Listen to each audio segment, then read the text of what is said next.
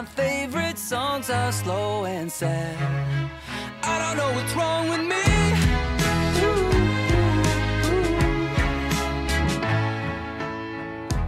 Welcome to the Sad Song Queens podcast, where we dive deep into the songs that make us cry. I'm Laura Webb. And I'm Lindsay Wolfington. Today we will be chatting with Steve Tannen from the Weepies and discussing the song The World Spins Madly On. Steve and Deb Tannen formed the Weepies in the early 2000s and recorded this song as part of their 2006 album, Say I Am You. The name The Weepies came partly from the concept of old movies called Weepies that were practically guaranteed to make you cry. Perfect for the Sad Song Queens podcast. The song is the Weepies' most popular track on streaming platforms and has amassed 70 million streams on Spotify. And it was released well before the streaming era, with about 30 placements in film and TV and ads, including a 2008 presidential ad for Barack Obama. The duo has become a sync darling.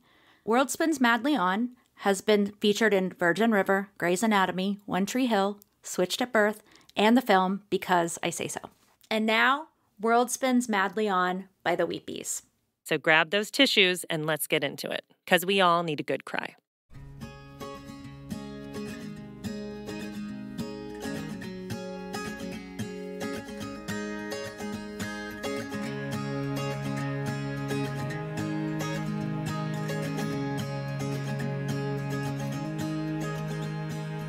I woke up and wished that I was dead, with an aching in my head.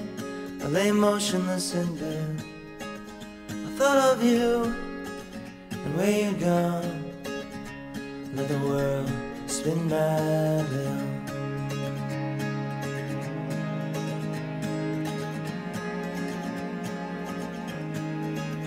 And everything that I said I'd do, like make the world brand new and take the time for you. I just got lost and slept right through the dawn, and the world spins madly on.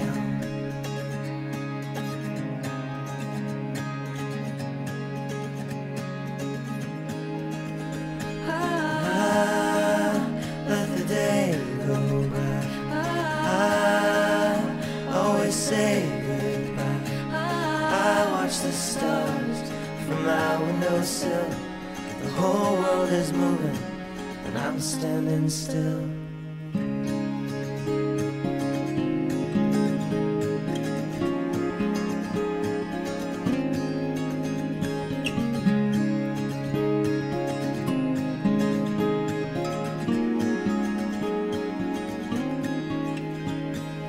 I woke up and wished that I was dead, with an aching in my head.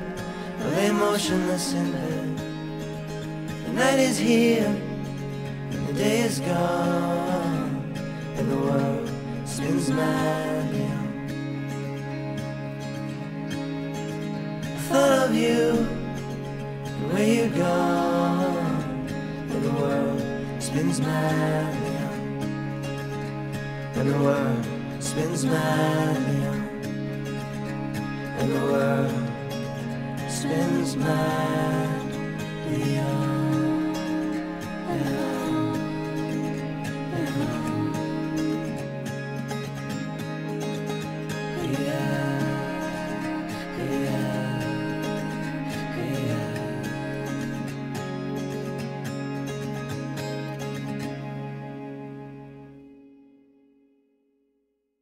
Hi, welcome Steve to the Sad Song Queens podcast. Thank you. I'm not sure I'm sad enough to start, but I'm in a good mood. I mean, it's Monday though, so it's like kind of sad, right?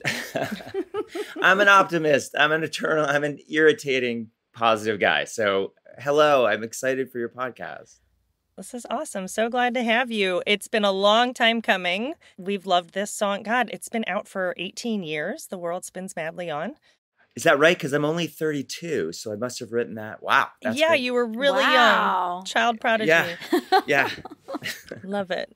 Before we even get started, we were doing a little online research, and the name The Weepies, did it actually come from the old-timey, weepy movies that were guaranteed to make you cry. Because we were like, If this is the case, this is the perfect guest for the Sad Song Queens podcast. That is 100% accurate, but the fact is that the only reason we even did it was that we were going to play a show at Club Passim with our friend Matt Smith, who owned it, and we were just going to be Deb and Steve. Matt refused to have us as Deb and Steve. He's like, that's not appropriate for this. And I was like, okay. And so we had like, I would say, a half an hour brainstorming session, at the end of which we had a name that another band had in town and we couldn't use that. And then one of us, I won't say who, broke down crying. And I was reading a book on Bob Marley and the Wailers. And I said, well, what about like something like that? Like, because that was named the Wailers because we all start out crying. And Pinocchio had just come out on the big screen, but we would only see it with people who would cry and not care that we were devastated crying in a theater. And we had called them Weepies. And I was like, what if we're the Weepies? And Deb was like, that's great. That's it. We're doing that. And we thought it was for one show. We didn't know that it was for a record or even a second show.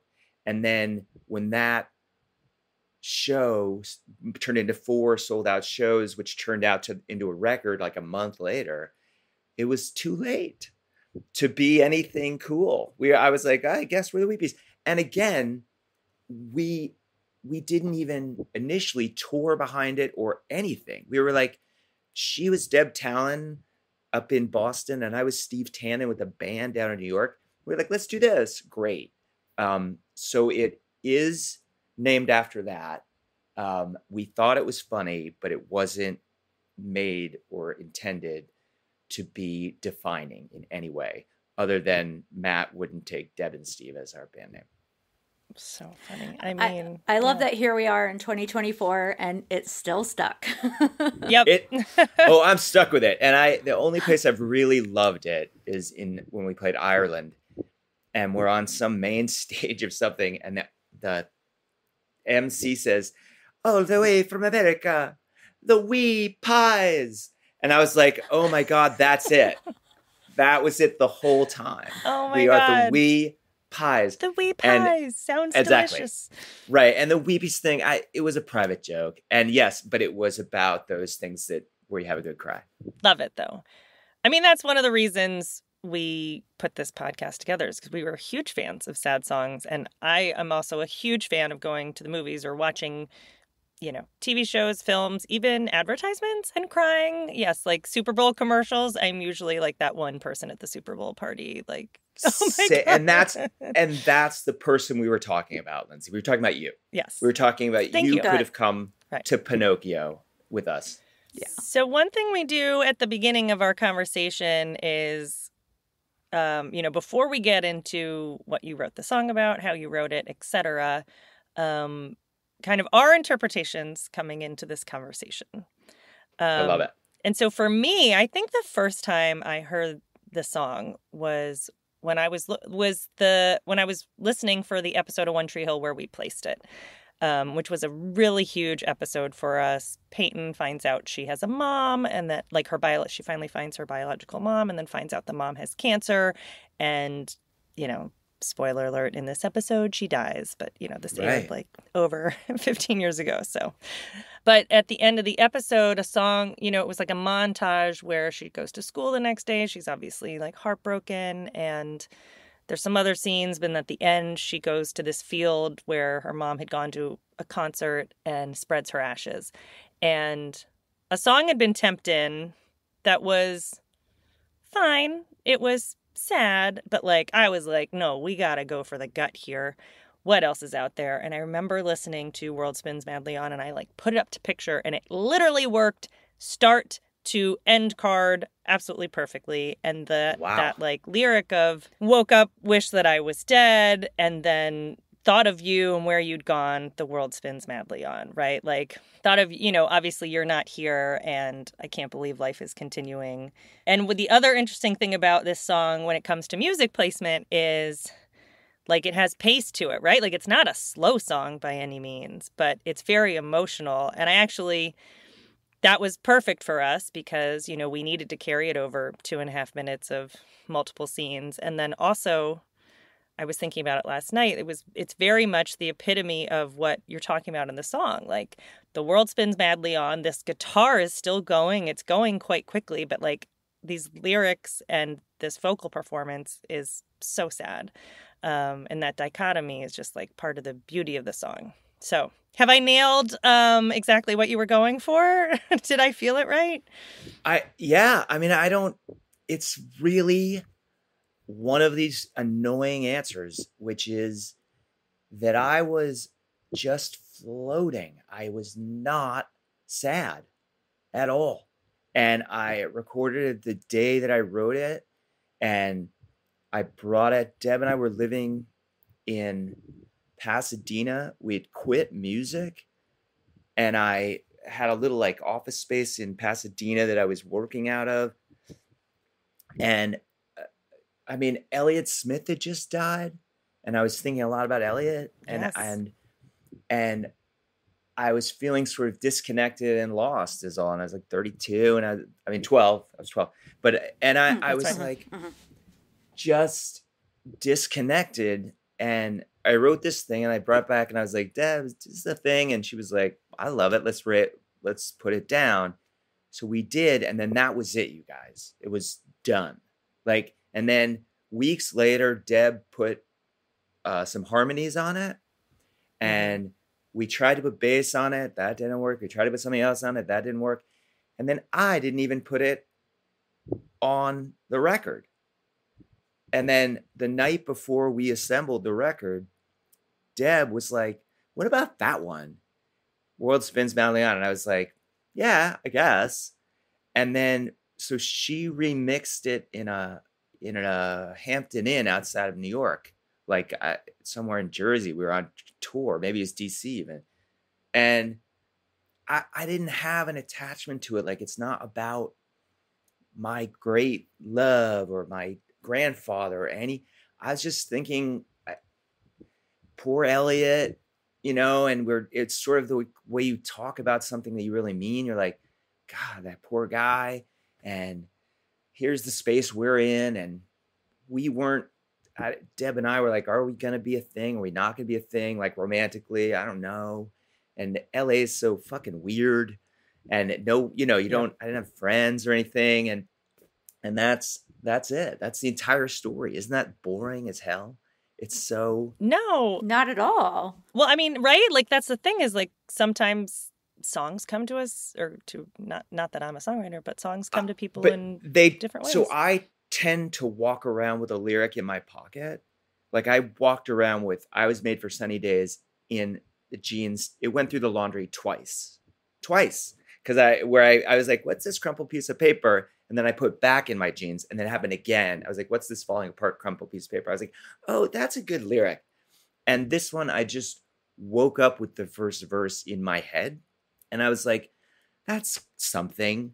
And then I don't think I talked to anybody. I had a cup of coffee or something. And I didn't talk to anybody all day. I just I was like, maybe. And that was it. So, when songwriters I like talk about tapping in, maybe that's what they mean. I don't know. It felt disconnected and connected, if that makes sense. And it happens. Yeah. Yeah. I feel like you're describing some universal feelings in there, and just the Elliott Smith of it all. Eerily, in season 1 of One Tree Hill, Brian Greenberg, who played a character on the show, where we're supposed to like reveal that like he played music, and he wanted to sing Elliott Smith, and so we cleared it. And the day he went to record it was the day Elliott Smith died, and he was like, it was really eerie. Oh my so God. Crazy that you wrote this that same day too. That is crazy. Wow. That is crazy. I think I might have written the day after, a couple of days, but it was just, you know how some deaths of people you don't really know, you might have seen them or met them or whatever, but they're not like friends. Like when Tom Petty died, I was a mess. And but when other people died, I wasn't. I was like, oh, I love that dude. Oh, you know what I mean? Like Dame Maggie Smith, I love her. She did so many things. I know. But I don't think it whereas like when Elliot Smith died, it did devastate me. And I don't know why. So I don't know. Yeah. That is a weird coincidence. His music touched you, and that his music clearly touched you, and and was clearly an inspiration. Yeah. My theory was that it felt like a breakup song, and that maybe you were waking up post breakup, maybe you're a little hungover, didn't sleep well, and just sort of you're missing them, and you have regrets about what transpired. That was my take. She's so succinct. She's so good at this. The problem is that you're right also, because I remember thinking about the second verse, because I was like, well, how do I follow that up? Because that is sort of really specific, the first one. It's so personal and such a bummer of a statement. You know what I mean? Where it seems universal and not despondent, just lost and like, oh, wow. And then the second, I was like, well, isn't there anything I can ground in? What else? And I think that's where I went. I think you're correct. I was like, well, I definitely disappointed some people. You know what I mean? In that way. And like, so that's where I went. And then the bridge was so obvious to me. And I was like, Deb, you should write a better bridge, a different bridge. And she's like, no. And that's where we landed on that. Well, I also love, I love the harmony she added to it, like, and the way you kind of build into it, because we begin so like simple and raw, and then her harmony just adds like this like twinge of emotion. She sings so quietly, so it feels like, you know. You're not going to get an argument from me on the magic fairy dust of Deb Tallon's voice. For me, it's a little bit like Stan Getz's tone, or you're just like, just put that on there. I'll listen to that all day. I think I'll listen to that all day. Yeah. And I feel that way about most of the musicians I love. I'm just like, yeah, whatever. Great. I love it. And I feel lucky that my sort of like lemon smack of a weird alto voice goes well with that. Like I was like, oh, that's lucky. Great. Lemon smack? I've never heard that. I don't know. It doesn't feel smooth. It doesn't feel like, but it also, because I was singing on stage with like a bunch of singers I really liked, and I was like, oh God, how am I going to take a verse? This is stupid. I don't really want to follow this guy. And then I saw video of it, and I was like, oh, I'm just more like lemon zesty. I was like, I have a thing, you know, like it's not, I didn't want it because I don't like listen to myself, but I was like, oh, I get it. I do have a voice. All right, great. But it's not the same for me as a Deb Tallon voice for me. No. So how do you feel about the fact that we are calling this, currently at least, a sad song? And probably a lot of the uses on film and TV have been sad or not. No, there have been some super sad uses. There have been some nice uses too. But again, I don't know how many songwriters you've talked to who've talked about this. I don't feel very egotistical about it. I feel conduit-y. I feel competent as a former of music and lyrics and things. And I'm like, I really love some stuff and some stuff I don't. So I just go for the stuff I love. I'm like, oh, I love that. That's great. And beyond that, people can do whatever they want with it. I wasn't sad for Can't Go Back Now or World Spins Madly On or Somebody Loved. I mean, Somebody Loved, I had the flu and I was just barfing everywhere. And I felt terrible. But I was like, oh, this is a pretty good song. Ugh. And so when people are like, oh, it's the most loving thing in the world, I'm like, great. Good. I'm so glad. Right. Whereas I Was Made for Sunny Days, I was very sad. And I don't think that's a particularly sad song. It's sort of hopeful. But I was really upset during Which that sometimes period. Is the saddest thing of all, or the most emotional thing of all is hope. It's powerful. There you go. Thank you. Because that's how I view most of my work, as like works of hope. I want comfort in my music. I like to listen to music that uplifts me and helps me make it through. Especially at night when it's like horrible or lonely. Like I have to listen to this song or that song over and over and over. And that's why I'm in this at all, for that same reason. Yeah, what is about like I feel like when you get a song that is either like matching your feeling or something, the listening to it over and over, like you don't want it to stop. I'm glad to know I'm not the only one who does that. Do you both do that? Oh, yeah. Yeah. Oh. Yeah. Laura, do you? Yeah. Oh, yeah. Yeah. That's usually, it's like car rides, or when you have like, because if I'm alone driving or late at night, I don't know, it just unlocks something. Mm-hmm. And that's why when email me about your podcast, and because it's so new, I couldn't go listen to it. I was thinking about, what is a sad song? What do they You're like, mean? who are these crazy people? No, but it seemed like a philosophical question, like, how do you feel about God? And you're like, can we define our terms first? You know what I mean? Or how do you feel about love or hate? And you're like, well, let's define this, because there's a song that isn't sad that I listened to on a road trip, I think for 7 hours, over and over. And I remember, and I was just, so upset, and I was weeping openly.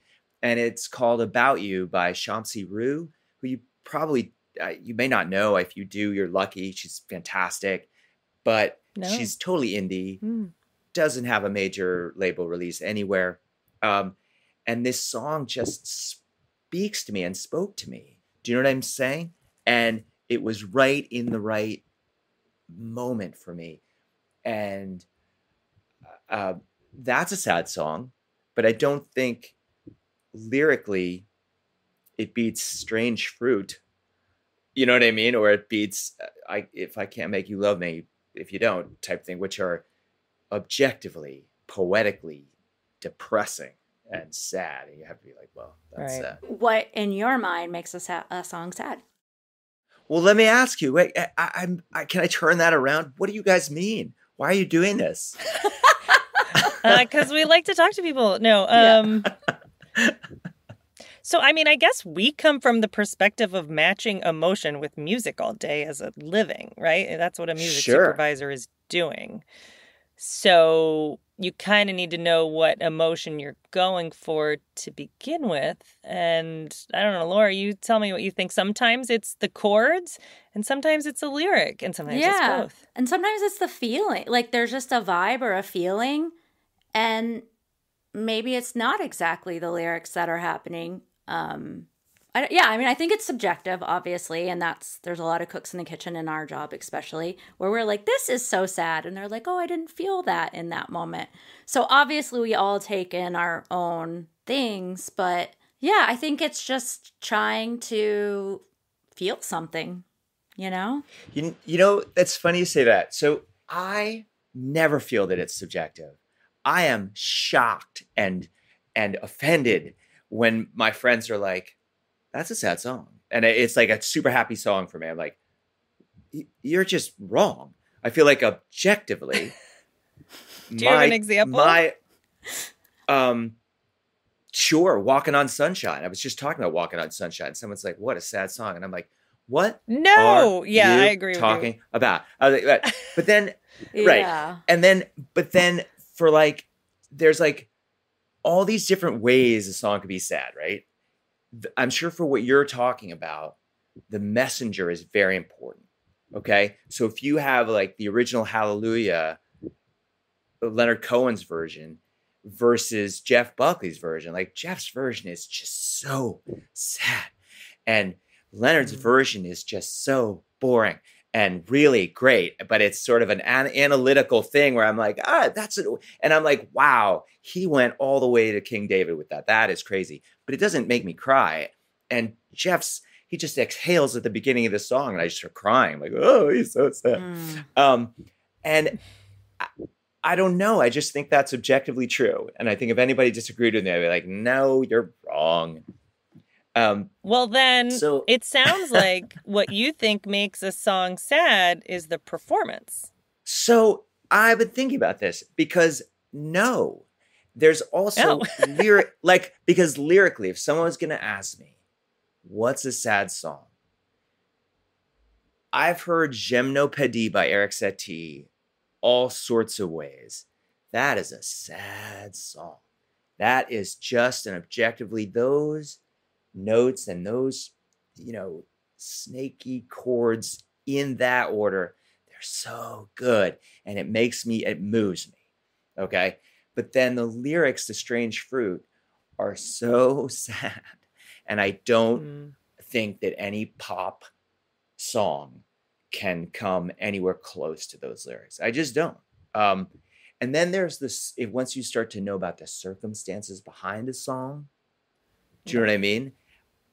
Yeah. How like Blind Lemon Jefferson, with the thing about the sweep my grave clean at the end of the circumstances behind his actual life just moves me and I just fall to pieces. But probably the recording is not going to move anybody because it's from 120 years ago and everyone's like, it sounds like crap. I don't know what you're talking about. So I'm in thinking about your podcast, I was trying to get at what the answer was. And it's almost like a PhD treatise. I'm glad it's a long podcast because I don't think there's one answer. Right. And that's what we think too. Exactly. Even us thinking about this. Yeah. And as we dive deeper with everybody, and everybody has different answers, obviously, and different drawing from life's experiences and feeling the authenticity really comes up a lot with the songs. I think there's a different answer for each song and just some special sauce was sprinkled over it or something to make it these songs that touch us. Your vibe comment, Laura, I think is correct for me as I'm thinking about it. Because like there's an old Irish song called In the Gloaming. Growing up, I don't know who but I don't know who I heard sing it. It was sort of upbeat. It was like, in the gloaming, oh, my darling. And I was like, all right, I don't get it. And then when Jonathan Brooke and her band and the Story did it, it is the saddest version. And then I listened to the lyrics and I was like, oh, this is terribly sad. This is and I liked it better. But if I hear it in an Irish fiddle setting, it's not that sad. It's nice. It's It's got a beat and you could dance to it. So I think, Laura, I agree with you that it matters incredibly what the mood ends up being. Mm-hmm. All right, 2 checks for vibe as definition of sad song. Although I think you could go 3. I can meet you there. Absolutely. Yeah, because like what your argument about like Jeff Buckley, we're agreed. Like that song kills me, and it's in his performance. You feel it. That whole album. I mean, it destroys me. Totally. And there's a Be Good Tanya's version of Waiting Around to Die by Townes Van Zandt. And that isn't just, I'm not sure who produced it, but that whole production is so creepy. And I think Townes' version is really storytellery, which is also sad, but it doesn't make the hair on the back of my neck stand up the way that Be Good Tanya's version does. So I think we're getting at it, you guys.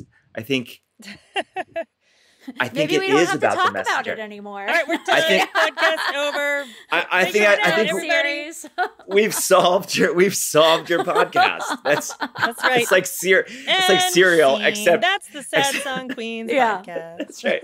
Yeah, right. Episode 3, we revealed who the murderer was, and they went to jail, and that's the end of the podcast. That's it. Yeah. Oh, I was going to ask. There was something in the song. It's at 1:38. It sounds like a wind chime, and it made me think like you're sitting on your front porch performing the song. Like, do you know what I'm talking about? It's like this little... Sure. No, okay. I don't. But I know that when it was cleaned up, so we took it to mastering. We weren't making a record. we had quit music, gone to LA because my brother lived there. I was maybe going to get a job as a PA or something because I had worked in movies. And I don't know if you know this, but music is not a good career as a young person. Aww. It is it's tough, and the world doesn't like you, and they don't care, and you make no money, and you're like, oh, I'd love to be able to buy the expensive laundry detergent or whatever it is. You're like, let's. And so I was looking for a job. Deb was maybe going to go back to teaching. And as we recorded, we had one good mic and we had one channel, and we lived in a grandma house behind our friends. It was just like a one room thing. And so the recordings have cars backing up. They have wind chimes from the porch. They at one point have like a little girl outside the house, like, bam, bam, bam. And then our friend mixed it, because our friend ran a tiny record label who's like, we should put this out. And I was like, maybe, but maybe not. And then he mixed it, and he tried to sort of get some of the stuff out of it, like the background noise.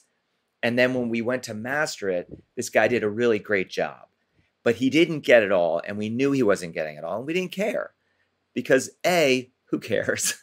And B, it sounded fine. But once in a while, somebody would be like, I heard a truck on this. Is it possible? And I'm like, it's not possible. It definitely happened. I don't know which moment you mean, but yeah, for sure. But I really like it. Like, I feel like it feels really that this is coming from the heart. It's vibey. Yeah, you're sitting on your porch. Yeah, I think intentional or unintentional, it added to it. Like, you're going back to the Elliott Smith and not adds knowing to the that. vibes, y'all. Yeah. The theme of this podcast is vibes. Yeah. I totally agree with you. And since we're sad at heart, it is going to be a sad podcast. Yeah.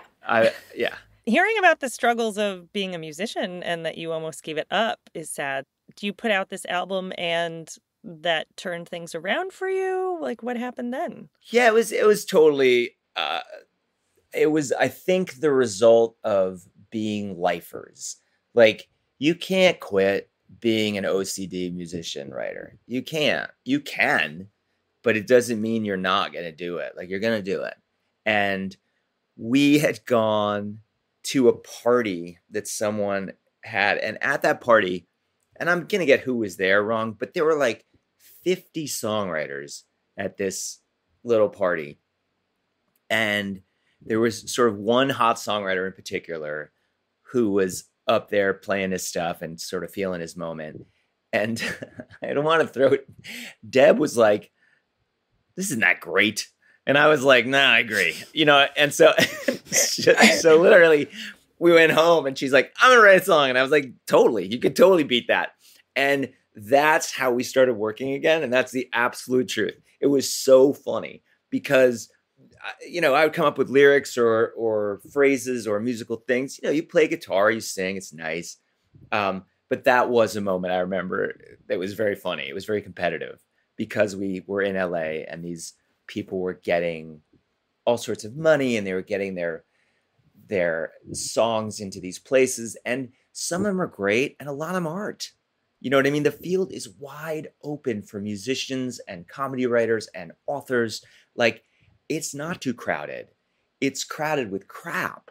But the good stuff, it really does happen. Just go do it. And so we were like, well, we could do it. And then what happened is, like, people were interested.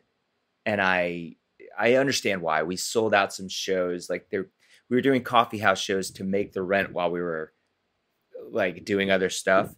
And then the record companies noticed that and they were like, hey, have you got anything? And we're like, yeah, we have these. And then it went a little bananas after that. It was crazy, but it wasn't on purpose. Accidental musicians, but lifers? Well, no, lifelong success. Musicians. Well, I didn't start, you guys, till I was 27 because I had 4 or 5 careers before that. What were they? So I was a teenage actor in New York. and I tried to drop out of high school. And my parents were like, great, just leave the house. And I was like, oh, well, okay, I guess I'll finish high school. And then I got a scholarship to this college, and I was like, well, that's easier than becoming a waiter. Do you know what I mean? Is to go for free to college. So then I did that. And then because I had a college degree, I got to go work for the National Science Foundation, a branch of the NSF out in Boulder. And then I was like, oh, I'm really borderline suicidal in a 9-to-5 job in the dark. This is hard for me. So I was like, maybe I'll go make movies. And so I went and I bothered everyone in Hollywood until they gave me a job. And then I was there, and then I went, and then that was terrible too. And then I went and I was going to be a diplomat, and I took all these exams to be a diplomat, and they were like, you are not a diplomat. You, in fact, are not diplomatic at all. So you fail that. And then I was going to be a court reporter, and then I was going to be a banker because all these people from college were bankers. So then I went to work for Goldman Sachs. And at some point in there, I lost my mind. I was like, all I want to do is sit in a cabin in North Carolina like Robert Johnson and learn how to play guitars and make a deal with the devil and get really good at that. So that's what I did. I went to North Carolina to a hut, and it did not work for me. He stayed for 2 years. I lasted 8 months. He became really good. I became fine. I was like, oh, I could do it. That's right. And you were already addicted to the expensive laundry detergent. So, you know. Well, every time that I ever made money, and this is not a joke, like until I was, because the Weepies happened really at 34, 35. So anytime I'd make money, I would go to CVS and I'd be like, oh yeah, Head and Shoulders, come to me, or whatever it was. You know, I don't remember, Bumble and Bumble or something. I was like, oh yeah, here we go. Not the generic brand. Right, no, because I was like, move over, Suave. I was like, all right, Irish Spring again. God damn it. So no, and I'm not the patron saint of struggling people, because I got very, very lucky in many, many ways. And I'm super grateful. But I feel like we did some good work. We really, weren't messing around, and we came to it sort of late. I mean, Deb has a master's in education and was a teacher.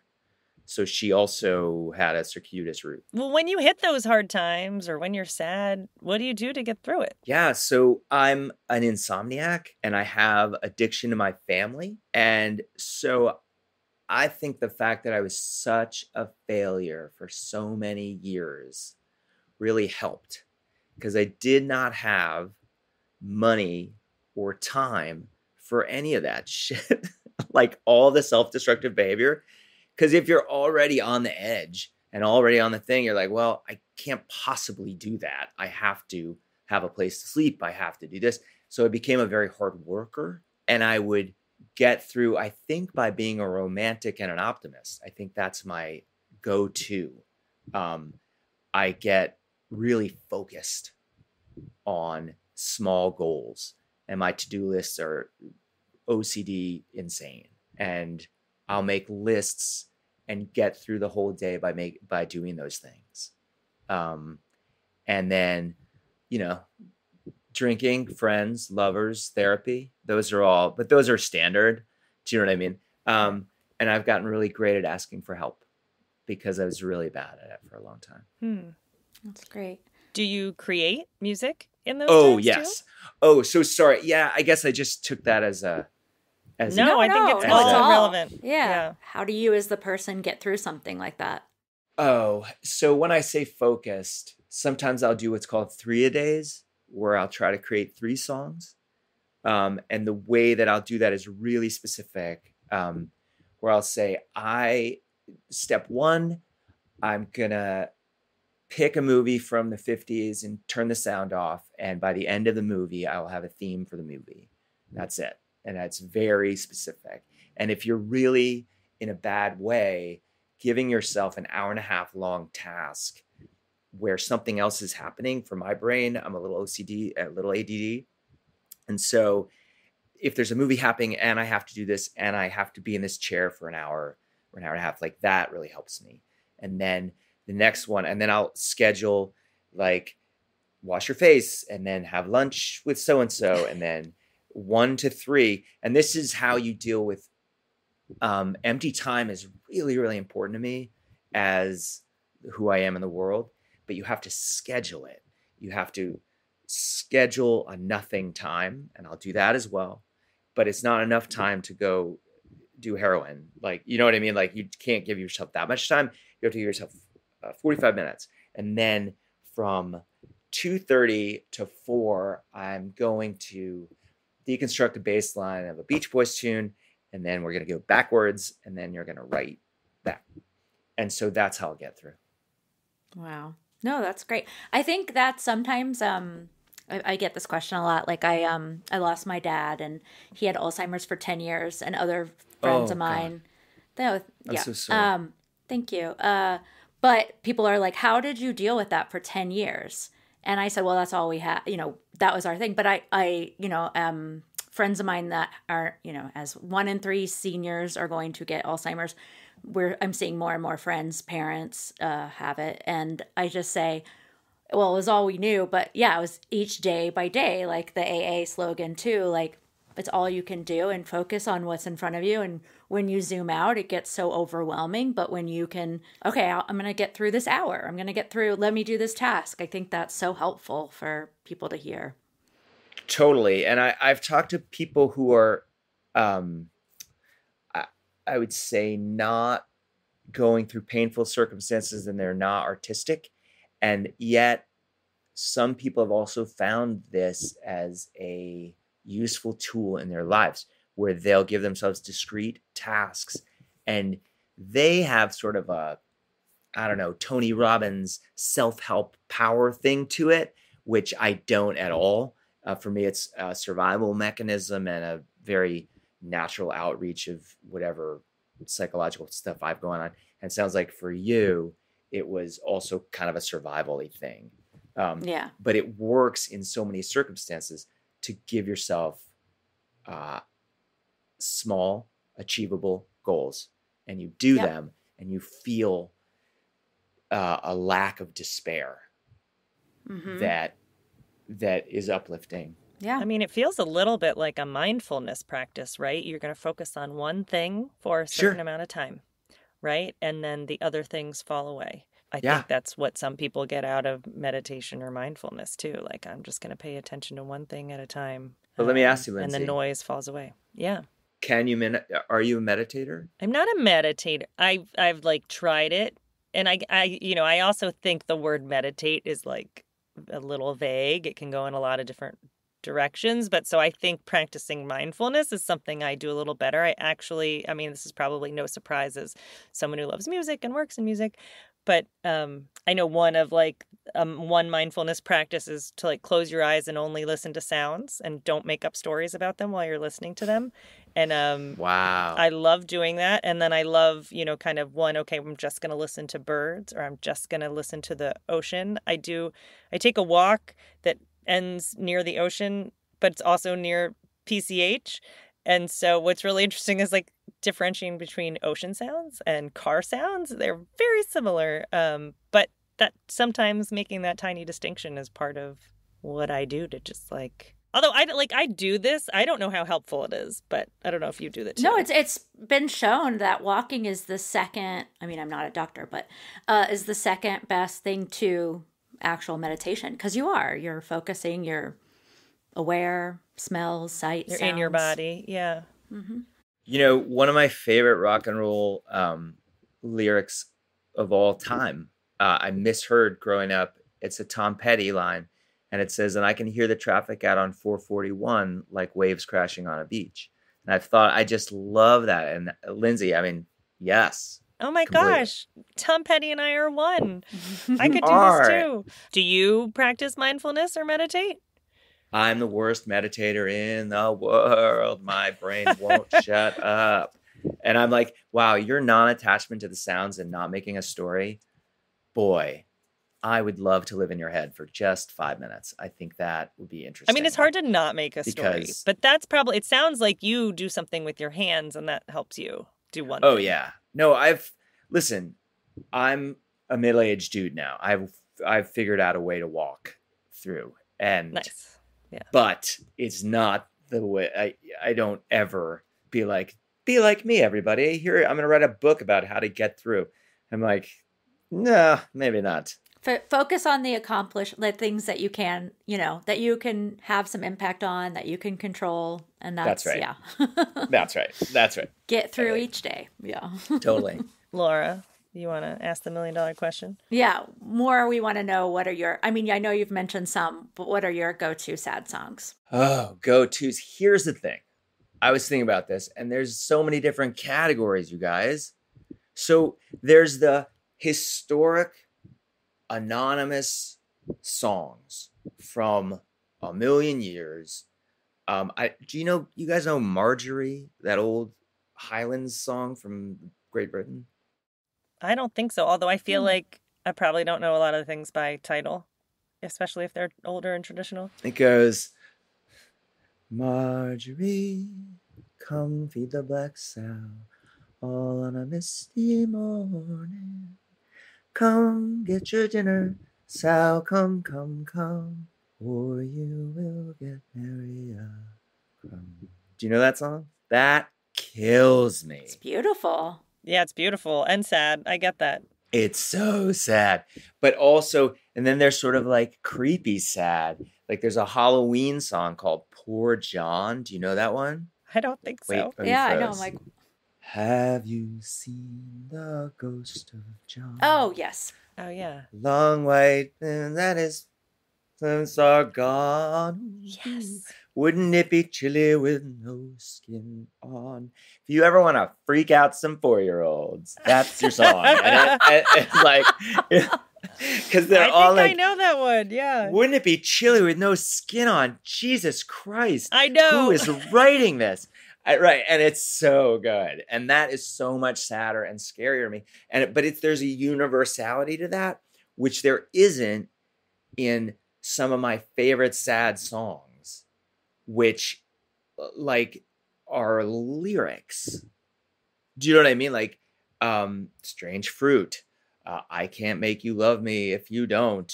For me, that's different than In the Pines, because In the Pines is so creepy sad, and it makes me, my hair stands up, and it does matter about the messenger, but not as much. Like I've heard a mall version of that Bonnie Raitt song, and I'm like, nah, that's not it. We're not doing it. And so I don't know, Danny Boy. That's such a sad song. And those are moodier. And then there's the ones that are just musically sad. Like Eric Satie is the best sad songwriter. And this is objective. I don't think this is subjective. I think it's in the dictionary. No, it's your personal. Yeah. What are your? This is not my personal thing. This is science. This is, everyone knows that the ones that make me sad are the saddest ones. Obviously. Yeah. I mean, Yeah.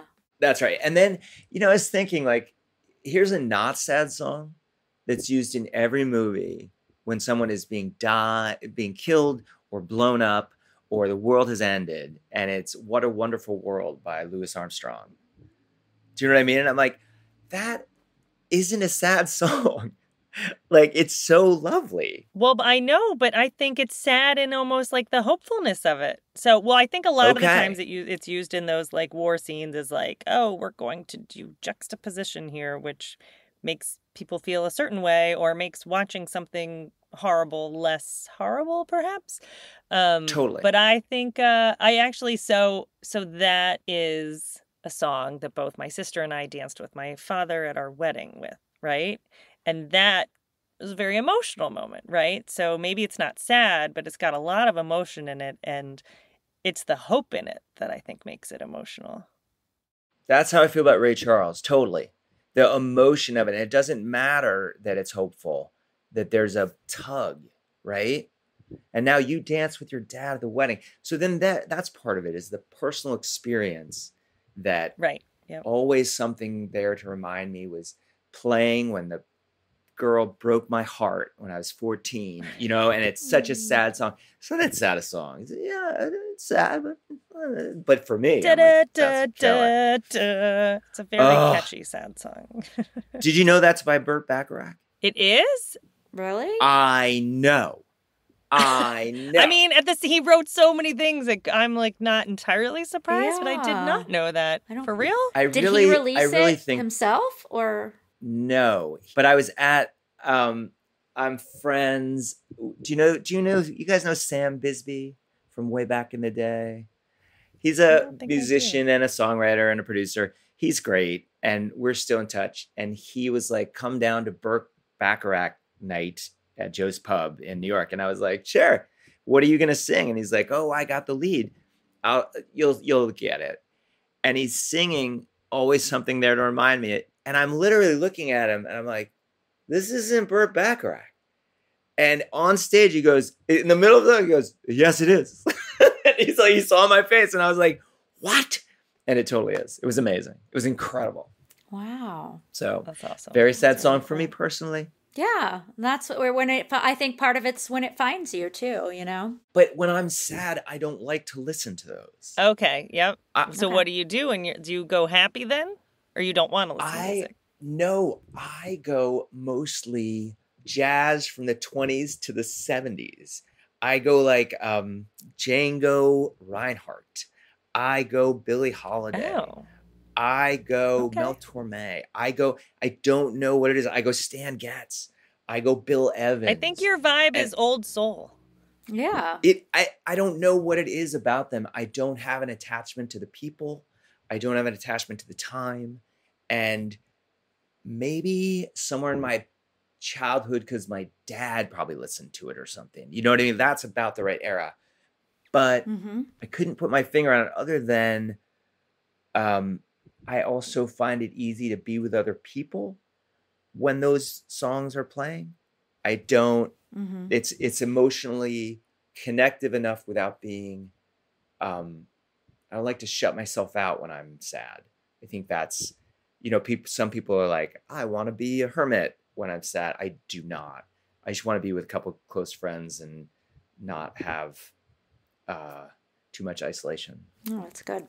So you like things that lift you out of that funk, it sounds like. I think so. Although if you were going to play me a bunch of like Go-Go's tunes, I'd probably be like, no, this makes me want to kill myself. I can't. And no offense to Belinda Carter. She's great, but no, how dare you? They get me out of the funk.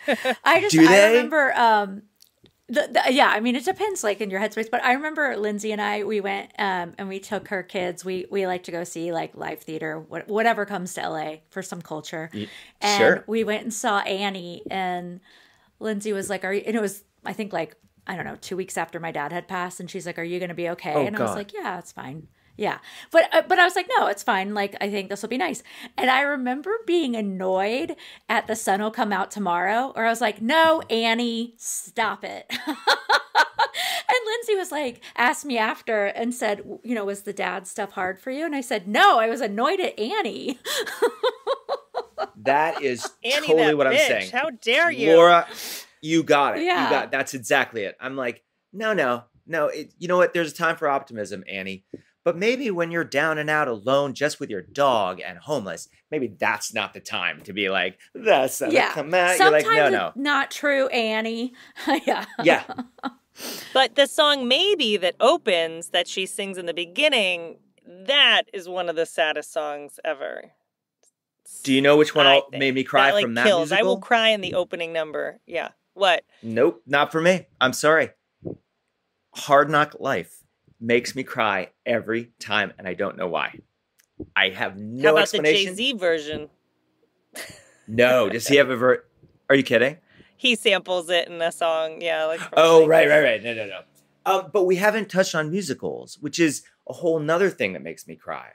I mean, oh yeah. Send in the Clowns, lyrically and musically is so sad and beautiful. And I love to road trip to Sondheim. I would, that Finishing the Hat from Sunday in the Park with George. The Mandy Patinkin version. I like Jake Gyllenhaal fine. He's very sexy, but it's not the same for me. Like the other one. And there's so many great ones. I mean, there's like 4 of them from a chorus line that are so beautiful. And I think I'm an easy mark. I really am a weepy, and I really will cry. I mean, you brought it full circle. You are a weepy. Thank you. It's the truth. Oh, a weepie. Yeah. That's, oh God. We Can missed we the be trick. honorary We could have done it. Weepies? Everybody is. That was the Weepies? intent. Okay. The intent was that everybody is. Yeah, of course. Yeah. Yeah, I think those are my saddest. I think. That's Those awesome. are good ones. Yeah. It's great. Well, thank you for being with us today. And I feel like this was like a philosophy lesson in sadness and emotion. And For you've me given too. us I'm some excited. Hard questions. Well, Yeah. I'm excited. I'm glad to be back in touch with you guys. I missed you guys. I hope it's going good in LA. Yeah, thank you. that's great. We're keeping positive by talking about sad music because it's what we love. So thanks for being with us today. Thank you, Steve. This was great. It was a pleasure. Thanks for having me.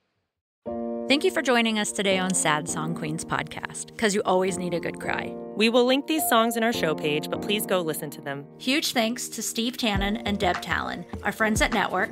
Special production thanks to Kiahu Kahuanui, Miles Bergsma, Wyatt Rouse, and our researcher Emily Cartham. Theme song by Weezer, All My Favorite Songs, and outro music by Wyatt Rouse.